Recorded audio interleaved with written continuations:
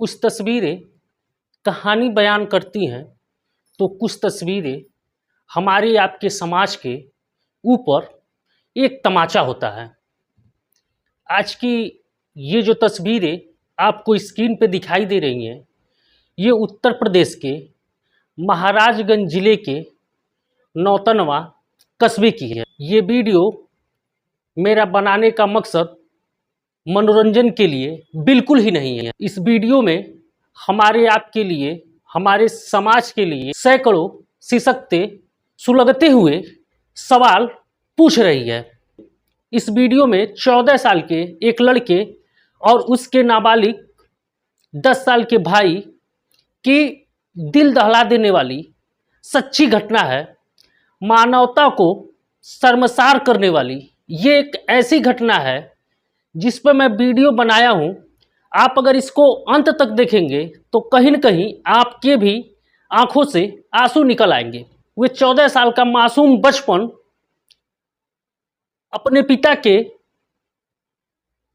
लाश को लेकर के शमशान घाट से लेकर के कब्रिस्तान तक दौड़ रहा है कि उसके पिता के शव को अंतिम संस्कार के लिए दौड़ रहा है।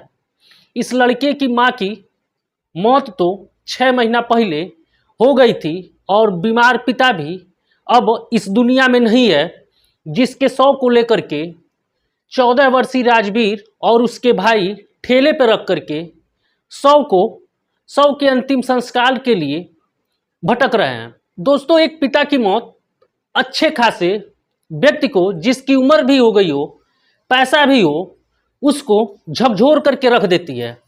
लेकिन ये 14 साल का राजवीर जो है, उसके पास न तो पैसा है, न ही कोई साथ देने वाला है। शमशान से लेके कब्रिस्तानों तक भटक रहा है। ये दिल को द्रवित करने वाली सच्ची कहानी मैं आपको आज बता रहा हूँ। दोस्तों, वीडियो में आगे बढ़ने से पहले आपसे एक छोटा सा विनम्र निवेदन है कि अगर हमारी इस वीडियो को आप पहली बार देख रहे हैं तो कृपया चैनल को सब्सक्राइब करें। साथ साथ वीडियो अगर अच्छी लगी हो तो लाइक करें। और आपसे एक और विनम्र अनुरोध है कि कृपया कमेंट में आप इस वीडियो को कहाँ देख रहे हैं ये बताने का जरूर कष्ट करें। अगर आदमी दुख में होता है तो उसके लिए सबसे पहले उम्मीद की किरण अपने रिश्तेदार और अपने ही लोग होते हैं। अगर वे भी अपने उस दुख की घड़ी में न पहुंचे तो उम्मीद भी साथ छोड़ देती है। 14 वर्षीय राजवीर सोच रहा था कि उसके रिश्तेदार, उसके अपने लोग आएंगे। उसके दोस्तों, न तो राजवीर के पिता के मरने पर उसके कोई रिश्तेदार आया, न अगल बगल पड़ोसी काम आया, और न ही उसके धर्म के कोई लोग आए। कोई भी उसके काम नहीं आया और वे 14 वर्षीय राजवीर थक हार करके अपने पिता के शव को एक ठेले पर रख करके अपने 10 वर्षीय भाई के साथ शमशान घाट पहुंचता है, इस उम्मीद के साथ कि हो सकता है कि शमशान घाट में उसके पिता के शरीर को पंचतत्व में विलीन कर दिया जाएगा। शमशान घाट में कोई एक ऐसा या समाज के लोग ऐसे होंगे जिसे सहयोग करके उसके पिता की अंतिम संस्कार करवा देंगे। लेकिन दोस्तों, वे 14 साल का बेसहारा, बेबस, लाचार एक लड़का अपने पिता के शव को लेकर के जब शमशान घाट पहुंचता है, जाता है कि तुम लकड़ी लेकर के आओ, तभी तुम्हारे पिता का अंतिम संस्कार हो पाएगा, अन्यथा तुम्हारे पिता का इस शमशान घाट पर अंतिम संस्कार नहीं हो पाएगा। दोस्तों, जिस बच्चे के पास अपने पिता के लिए कफन खरीदने तक के पैसे न हो, वे भला बेसहारा बच्चा कहाँ से लकड़ियों की व्यवस्था करता। तो वे थक हार करके सोचा कि शमशान घाट में तो के लाश का ठिकाना नहीं लग सकता है, चलो इसे कब्रिस्तान लाश को लेकर के चल देते हैं। दोस्तों, बच्चे ये सोचते हैं कि ये धरती माँ है, धरती माँ तो सबको अपने अंदर समाहित कर लेती है, तो उसके पिता के शव को भी दफना करके कि तो उस 14 साल के राजवीर को ये नहीं पता था, कब्रिस्तान से वापस कर दिया गया कि तुम हिंदू हो और यहाँ पे सिर्फ मुसलमानों के ही शव का दफनाया जाता है, हिंदू के शव को नहीं दफनाया जाता है। उसके बाद दोस्तों वे लड़के शमशान से लेकर के कब्रिस्तान से लेकर के शमशान लाश को घूमते रहे। 14 साल के बेसहारा राजवीर को कुछ समझ में नहीं आ रहा था कि अब वे अपने पिता का अंतिम संस्कार करे तो कैसे करे, चूंकि लंबी बीमारी के बाद उसके पिता का भी मौत हो चुका था, उसके पास कफन खरीदने तक के पैसे नहीं थे।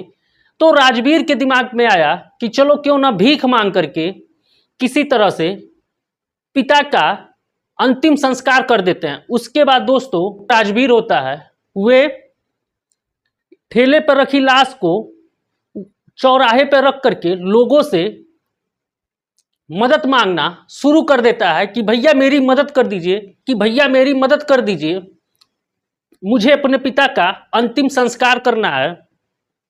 तो कुछ लोगों ने उसे ये सोचा कि ये भीख मांगने का नया तरीका है, तो कुछ लोगों ने ये सोचा कि ये फिल्मी स्टाइल है भीख मांगने का, लेकिन किसी ने बेबस लाचार 14 वर्षीय राजवीर के आंखों में झांकने का प्रयास नहीं किया। उसकी आंखों में, उसके दिल में जो दर्द का सैलाब था किसी ने भी महसूस करने का, क्या उस भीड़ में एक भी व्यक्ति ऐसा नहीं था जो राजवीर के दर्द को समझ सके और उसकी मदद कर सके। दोस्तों हमारे समाज में लोगों की संवेदनाएं दिन पर दिन, लोग जो है एक दूसरे के मदद आखिर क्यों नहीं करना चाह रहे हैं समाज। और जब दोस्तों अपने नाते रिश्तेदार, अपने अगल बगल और अपने समाज के लोगों ने जब राजवीर का साथ नहीं दिया, तो उस समय देवदूत बन के 2 युवक आए जिन्होंने राजवीर का न तो जाति पूछा, न तो धर्म पूछा, न तो ये देखा कि ये लाश जो है हिंदू की है कि ये लाश मुस्लिम की है। दोनों युवकों के दिमाग में अगर कुछ चल रहा था तो वे था इंसानियत। उन्होंने उस राजवीर के पिता के ठेले पर रखी लाश को देखा और उस बेटे के दर्द को समझा जो अपने पिता के अंतिम संस्कार के लिए बेबस होकर के शमशान से लेकर के कब्रिस्तान तक लाश को ढोता रहा।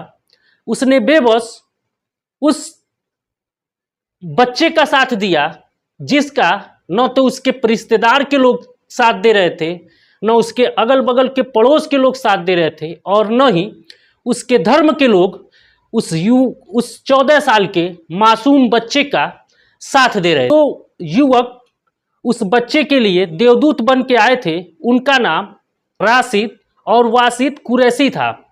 वे दोनों ने उस बच्चे के दर्द को अपना दर्द समझा। उस बच्चे के पिता के अंतिम संस्कार में वे एक बच्चे का अपनों से बढ़ करके सहयोग किया और उस लाश को ले जाकर के शमशान घाट पर हिंदू रीति के अनुसार उस लाश का अंतिम संस्कार करवाया। तो वे दोनों युवक अंतिम संस्कार के साथ उन बच्चों की आर्थिक मदद भी किया। तो ऐसे लोगों को तहे दिल से धन्यवाद है।